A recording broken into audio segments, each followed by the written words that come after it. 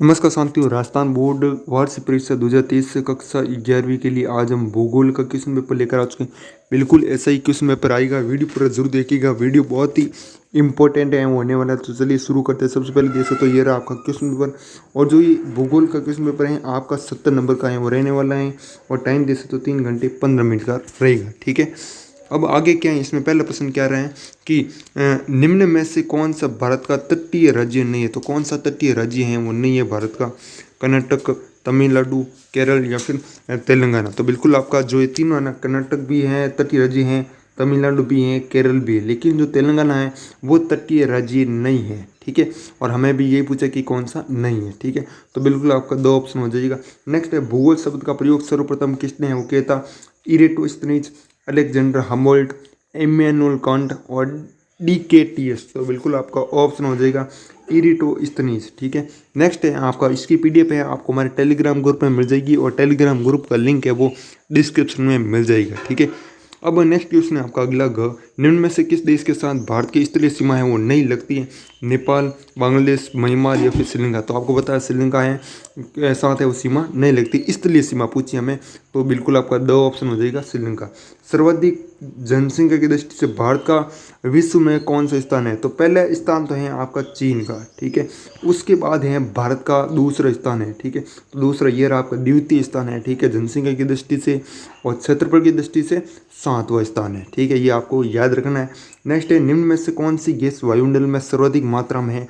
Oxygen, nitrogen, helium या फिर lithium. तो बिल्कुल इसमें आपका जो वो ऑप्शन है नाइट्रोजन है, वो राइट आंसर हो जाएगा। ठीक है, नाइट्रोजन है वो सर्वाधिक मात्रा में गैस है वायुमंडल में। ठीक है, नेक्स्ट है आपको अगला, निम्न में से कौन सी सेल औषधि नहीं है? तो कौन सी नहीं है? संगमरमर, ब्रेसिया, टाइलाइट या फिर बोरोक्स। ठीक है, तो बिल्कुल इसमें आपका कौन सा है ऑप्शन है वो राइट आंसर हो जाएगा। बिल्कुल संगमरमर है वो राइट आंसर हो जाएगा। ये नहीं है, बाकी ये तीनों हैं, ब्रोसिया है, टाइलाइट हैं और बोरेक्स, ये तीनों है। ठीक है, नेक्स्ट है आपका अगला, झेलम नदी किसकी सहायक नदी है? गंगा की, यमुना की, सिंधु की या फिर ब्रह्मपुत्र की। तो बिल्कुल इसमें आपका सिंधु की हो जाएगी राइट आंसर, 100 ऑप्शन। ठीक है, अगला है आपका नेक्स्ट, निम्न में से किसके द्वारा प्रादेशिक भूगोल का विकास है वो किया गया है? ऑर्थर होम्स का, कॉल रिटर का, एडविन हल्बल का या और दो है इरेटोस्थनीज का। ठीक है, तो बिल्कुल इसमें एडविन हल्बल आपका जो 100 ऑप्शन है वो राइट आंसर हो जाएगा। ठीक है, नेक्स्ट है आपका, निम्नलिखित में रिक्त स्थान की पूर्ति करनी है, 8 नंबर का क्वेश्चन है। ठीक है, और 8 खाली स्थान है आपके। ठीक है, इसमें पहला प्रश्न है, बनिहाल दर्रा पर्वत श्रेणी में स्थित है। तो किस पर्वत श्रेणी में है स्थित है? तो यहाँ पर मैं इसका आंसर है वो लिख रहा हूँ, पीर पंजाल। क्या हो जाएगा? पीर पंजाल। ठीक है, ये राइट आंसर हो जाएगा। वायुमंडल में सबसे नीचे का सन स्तर है। ठीक है, तो कौन सा स्तर है? तो यहाँ पर हो जाएगा सौर मंडल। ठीक है, क्या हो जाएगा?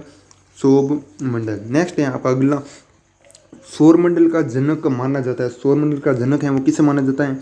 तो बिल्कुल आपका यहाँ पर हो जाएगा निहारिका। निहारिका वापस लिख रहा हूँ, यहाँ पर सही नहीं लिख रहा है, यहाँ पर लिख रहा हूँ। ठीक है, निहारिका, ये आप लिख दोगे। नेक्स्ट है आपका अगला, देख सकते हो चौथा है, भारत की मानक समय रेखा पूर्वी देशांतर है। तो कौन सी पूर्वी कितनी है? यहाँ पर देख सकते हो 82 डिग्री और 5 मिनट। 5 मिनट इसको ऊपर डैश है। ठीक है, इसको मिनट बोलते हैं, 5 मिनट। ठीक है, अब है नेक्स्ट आपका अगले, हिमालय की सर्वोच्च पर्वत चोटी है, हिमालय की पूछी है। तो हिमालय की आपकी हो जाएगी माउंट एवरेस्ट। क्या हो जाएगी? Mount Everest. ठीक है, अब अगला क्वेश्चन आपका नेक्स्ट, खाली जगह प्रायद्वीपीय भारत की सबसे लंबी नदी है। तो कौन सी है? गोदावरी नदी। यहाँ पर आपका गोदावरी नदी हो जाएगी। ठीक है, अब नेक्स्ट क्वेश्चन है आपका अगला, समुद्रीय तल पर औसत वायुमंडलीय दाब मिली बार होता है। तो कितना मिली बार होता है? यहाँ पर मैं लिख रहा हूँ, जैसे 1013.20 मिली बार होता है। ठीक है, नेक्स्ट आपका 1988 वन नीति के अनुसार देश के प्रतिशत भाग पर वन होने चाहिए। कितने प्रतिशत पर वन होने चाहिए? तो 33.33%। ठीक है, हो गया ये भी क्वेश्चन। नेक्स्ट है आपका अगला, निम्नलिखित प्रश्नों के उत्तर 10 से 15 शब्दों में देने हैं। भूगोल का शाब्दिक अर्थ क्या है? तो भूगोल शब्द है वो आपको पता है, 2 शब्दों से मिलकर बना है, एक तो आपका भू और एक गोल। ठीक है, भू प्लस गोल। भू का अर्थ क्या होता है? पृथ्वी होता है। ठीक है, और गोल शब्द का अर्थ होता है उसका गोल आकार से। ठीक है, और अब है नेक्स्ट क्वेश्चन आपका अगला, ख है आपका पवनों की गतिशीलता का प्रमुख कारण है वो क्या है, तो प्रमुख कारण है वो बताना। नेक्स्ट है आपका घ अलकनंदा नदी का उद्गम क्षेत्र है वो कौन सा है, अलकनंदा नदी का उद्गम क्षेत्र तो आपका हो जाएगा उत्तराखंड में है, संतोपत और भागीरथ ग्लेशियरों के संगम पर होता है। ठीक है, अब नेक्स्ट क्वेश्चन है आपका अगला, भूकंप की तरंगों को अभिलिखित करने वाले यंत्र को क्या कहते हैं, तो क्या कहते हैं सिस्मोग्राफ, क्या कहते हैं सिस्मोग्राफ। ठीक है, ये आपका राइट आंसर हो जाएगा इसका। भूकंप ग का और ड़ है आपका महाद्वीपीय विस्थापन सिद्धांत है वो किसने दिया था, तो किसने दिया था, तो यहाँ पर मैं इसका भी आंसर है वो लिख रहा हूँ।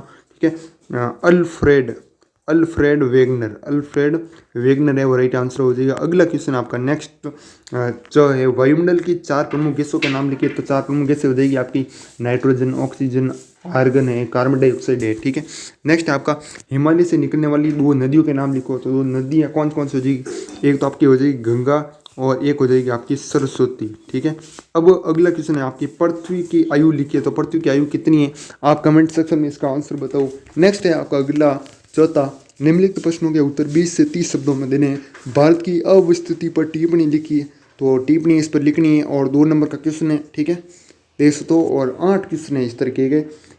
भौतिक भूगोल की मुख्य शाखाओं के नाम लिखिए, नमामि गंगे मिशन को संक्षेप में समझे, ये 12th क्लास में भी पूछा जा चुका है नमामि गंगे वाला बोर्ड एग्जाम है। ठीक है, अगला है आपका हम पृथ्वी को नीला ग्रह है वो क्यों कहते हैं, तो क्यों कहते हैं कारण बताना है। अगला है आपका काल विश्व से क्या अभिप्राय है, गंगा नदी के अपतंत्र वाले 4 राज्यों के नाम लिखने हैं, सुनामी क्या है, किस प्रकार उत्पन्न होती है, सौरमंडल की प्रमुख शाखाओं की नाम लिखनी है। ठीक है, अब अगला है निम्नलिखित प्रश्नों के उत्तर 100 शब्दों में देने हैं।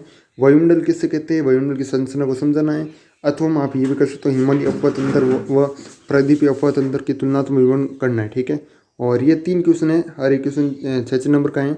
आगे क्वेश्चन क्या करें, भूकंप किससे कहते हैं, भूकंप के प्रकार को समझाना है, अथवा में आप ये भी कर सकते हो भारत के उत्तरी महाद्यान व प्रायद्वीपीय पठार का तुलनात्मक विवरण दीजिए। ठीक है, आगे है आपका घ, ये भी 6 नंबर का है, भारत में मिलने वाली प्रमुख वनों का भौगोलिक विवरण प्रस्तुत कीजिए, अथवा मैं ये भी कर सकता हूँ पृथ्वी की सतह पर सूर्य ताप में विभिन्नता के प्रमुख कारकों का वर्णन करना है। ठीक है, बाकी अगला है आपका मैप, वो भी आपका 6 नंबर का आएगा। ठीक है, 2 मैप आएंगे, एक तो विश्व का आएगा और एक भारत का मानचित्र आएगा। ठीक है, तो विश्व के मानचित्र में क्या आएगा, प्रशांत महासागर को दर्शाना है, ग्रीनलैंड, यूरोप महाद्वीप, अरब सागर, भूमध्य रेखा और हिंद महासागर। ठीक है, और अगला है भारत के मानचित्र में निम्न को स्थान दर्शाना है, बंगाल की खाड़ी, उत्तरी पर्वतीय प्रदेश, गंगा का मैदान है, थार का मरुस्थल है, विंध्याचल पर्वत श्रृंखला है और 7 सिस्टर्स प्रदेश है। ठीक है, तो साथियों यही कुछ क्वेश्चन थे जो कि मैंने आपको शेयर किए, और भी मैं आपके लिए क्वेश्चन पेपर लाऊंगा, तो आप चैनल पर बने रहना और टेलीग्राम ग्रुप ज्वाइन नहीं किया तो उसे जरूर ज्वाइन कीजिएगा, उसका लिंक है वो डिस्क्रिप्शन में मिल जाएगा और वहाँ पर आपको PDF भी मिल जाएंगी। ठीक है, तो मिलते हैं किसी नेक्स्ट वीडियो में, तब तक के लिए जय हिंद, जय भारत, वंदे मातरम।